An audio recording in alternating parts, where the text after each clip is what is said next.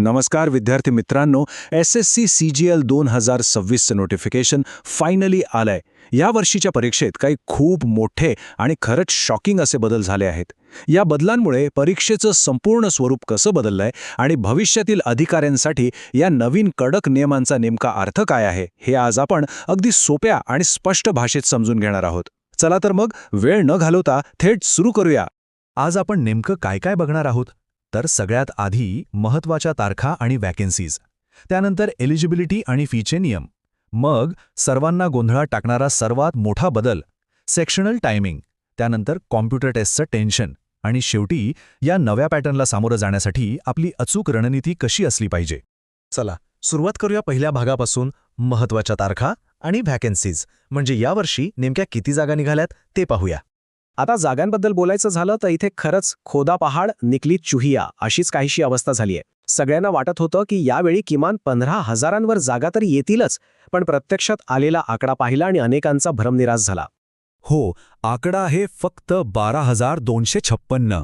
या प्रतिष्ठित ग्रुप बी आणि ग्रुप सी च्या मिळून फक्त 12,256 जागा आहेत. वाढती स्पर्धा पाहता हा आकडा अपेक्षेपेक्षा नक्कीच कमी आहे. पण मित्रांनो, जे आहे ते हेच आहे आणि आता याच जागांसाठी आपल्याला आपला बेस्ट द्यायचा आहे.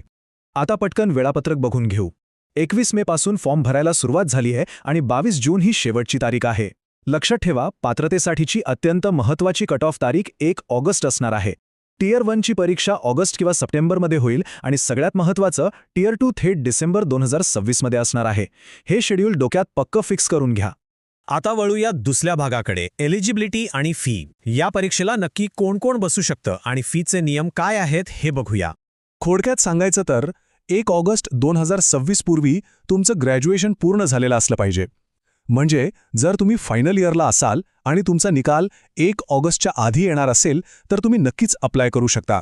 वयाची अट जनरल कॅटेगरीसाठी 18 ते 27 वर्ष आहे आणि नेहमीप्रमाणेच SC आणि ST प्रवर्गासाठी 5 वर्षांची आणि OBCसाठी 3 वर्षांची वयात सवलत देण्यात आली आहे. फीचं म्हणाल तर जनरल आणि OBCतल्या मुलांसाठी फक्त 100 रुपये अर्ज शुल्क आहे आणि महिला SC ST प्रवर्गासाठी तर हा फॉर्म अगदी फ्री आहे. पण इथेच खरी गोमे बरं का, फॉर्म भरताना अजिबात चूक करू नका, कारण जर चूक झाली आणि दुरुस्ती करायची वेळ आली तर पहिल्या करेक्शनसाठी 200 रुपये आणि दुसऱ्या करेक्शनसाठी थेट 500 रुपये फाईन बसणार आहे. त्यामुळे पहिल्याच फटक्यात फॉर्म एकदम शांत डोक्यानं आणि बरोबर भरा. आता बघूया तिसरा आणि यावेळचा सगळ्यात मोठा गेम चेंजर बदल, सेक्शनल टायमिंगचा शॉक. बघा, आधी कसं असायचं, टियर 1साठी सलग 60 मिनिटं मिळायची आणि आपण आपल्या सोयीनुसार कुठल्याही विषयाला कितीही वेळ देऊ शकायचो. पण आता तसं नाहीये बॉस. आता तुम्हाला गणित, रिझनिंग, इंग्लिश आणि जनरल नॉलेज या प्रत्येक विषयासाठी काटेकोरपणे फक्त 15 मिनिटंच मिळणार आहेत. याचा सरळ अर्थ काय होतो माहितीये? आधी आपण जनरल अवेअरनेसचे प्रश्न पटापट 5-6 मिनिटात सोडवून उरलेला सगळा वेळ गणितासारख्या वेळखाऊ विषयासाठी वाचवायचो. ती जुनी ट्रिक आता अजिबात चालणार नाही. एका सेक्शनचा वाचलेला वेळ दुसऱ्याला उधार घेता येणार नाहीये.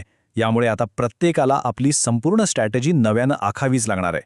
आणि हे टेन्शन इथेच संपत नाही. हा सेक्शनल टायमर टियर 2 मध्ये सुद्धा आला आहे. आधी 180 मार्कांच्या मुख्य परीक्षेत गणित आणि रिझनिंग मिळून 60 मिनिटं असायची. पण आता गणिताला फिक्स 30 मिनिट्स आणि रिझनिंगला सेपरेट 30 मिनिट्स असा कडक नियम लावला आहे. पण इथे थोडं रिलॅक्स व्हायचं असेल तर इंग्लिश आणि जनरल अवेअरनेसकडे बघा. या दोन्हीसाठी मिळून 60 मिनिटांची वेळ आहे. ती प्रश्नांनुसार बऱ्यापैकी योग्य विभागली आहे. इंग्लिशच्या 45 प्रश्नांसाठी 40 मिनिटं आणि जनरल अवेअरनेसच्या 25 प्रश्नांसाठी 20 मिनिटं. इथे प्रश्नांच्या प्रमाणानुसार थोडा अधिक वेळ मिळतोय, जो नक्कीच फायदेशीर ठरू शकतो. यानंतर येतो आपला चौथा टप्पा, कॉम्प्युटर टेस्टचं आव्हान. इथे अजिबात गाफील राहून चालणार नाहीये. या टेस्टमध्ये एकूण 20 प्रश्न असतात 60 मार्कांसाठी आणि वेळ असतो फक्त 15 मिनिटे. सगळ्यात महत्त्वाची गोष्ट म्हणजे ही टेस्ट फक्त क्वालिफाईंग असते. याचे मार्क तुमच्या फायनल मेरिटमध्ये मोजले जात नाहीत. पण तरीही ही टेस्ट पास होणं अत्यंत सक्तीचं आणि आव्हानात्मक आहे. मागच्या वर्षीचा डेटा बघितला ना तर अक्षरशः धक्का बसेल. 360-370 पेक्षा जास्त भारी स्कोर करणारे टॉपर मुलं सुद्धा फायनल लिस्टमधून बाहेर फेकले गेले, कारण ते कम्प्युटर टेस्टमध्ये नापास झाले. मुख्य परीक्षेत तुम्ही कितीही भारी कामगिरी केली तर या 15 मिनिटांच्या टेस्टला हलक्यात घेतलं तर सगळी मेहनत पाण्यात जाईल. त्यामुळे याला अजिबात इग्नोर करू नका. आता येऊया 5व्या आणि शेवटच्या भागाकडे, रणनीती आणि तयारी. या नव्या चक्रव्यूहातून सुरक्षित बाहेर कसं पडायचं ते आता आपण पाहू. सगळ्यात पहिलं आणि तातडीचं काम म्हणजे व्यवस्थित फॉर्म भरणं.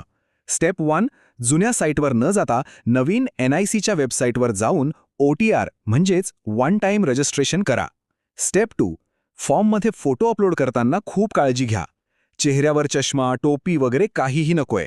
आणि स्टेप 3, मगाशी सांगितल्याप्रमाणे कोणताही फाईन टाळण्यासाठी फॉर्म पहिल्यांदाच अगदी लक्ष देऊन भरा. आता अभ्यासाचं काय, तर YouTubeवर मोफत उपलब्ध असलेली दफ्तर सिरीज नक्की फॉलो करा. ही सिरीज खास नवीन सेक्शनल टायमरची सवय होण्यासाठीच डिझाईन केली आहे. यात सकाळी 11 वाजता सायन्स, दुपारी 3 ते 6 या वेळेत रिझनिंग, इंग्लिश आणि जीकेचे सेशन्स असतात आणि रात्री 8 वाजता आदित्य सरांचं गणिताचं सत्र असतं.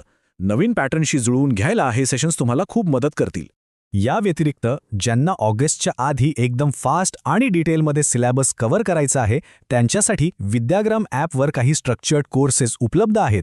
गणितासाठी 499 रुपयांची VOD मॅथ्स बॅच आहे जिला लाईफटाईम व्हॅलिडिटी मिळते आणि त्या महत्त्वाच्या 60 मार्कांच्या तयारीसाठी 99 रुपयांची कॉम्प्युटर स्पेशल बॅच पण आहे.